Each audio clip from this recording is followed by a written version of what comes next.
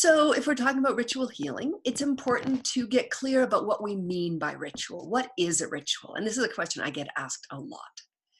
So the Stanford Ritual Lab, which is an interesting new institution that's evolving, it says rituals changing and getting more a part of our common language, has a lovely definition. They say ritual is an architected human experience that carries meaning and value.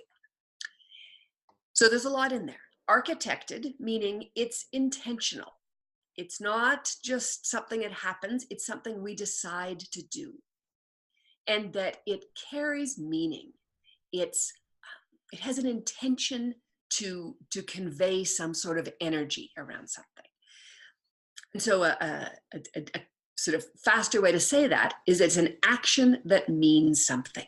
So ritual is an action, maybe a speech, it may be something you say, it may be something you express, something you display, something you do, move, break, burn, all those kinds of things. But it's an action, there's a gesture involved. And that gesture has meaning. So I can take a sip of water, that's taking a sip of water. But if I take a sip of water, and before I take a sip of water, I really center myself and I connect with the river where that water came from, and I thank the river, and then I connect with the water inside me, and I make a prayer that I be in right relationship with the river, and that the river receive my gratitude. And then I take a sip of water. It's the same outside gesture. I took a sip of water, but there's meaning imbued in it. That's what makes the ritual. It's the inner configuration we hold around a ritual. So putting a ring on someone's finger at a wedding. We all put rings on every day. There's no intention and meaning imbued in that.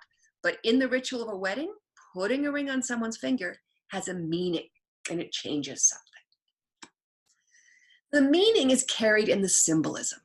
And a symbol is an image that's encoded with significant energy, a lot more than just the outer version of it.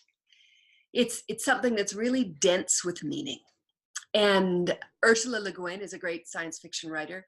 She talks in one of her books about a forest that's bigger on the inside than it is on the outside. And I think that's a good way to think about symbols. On the outside, a symbol can be fairly simple. A candle is a symbol.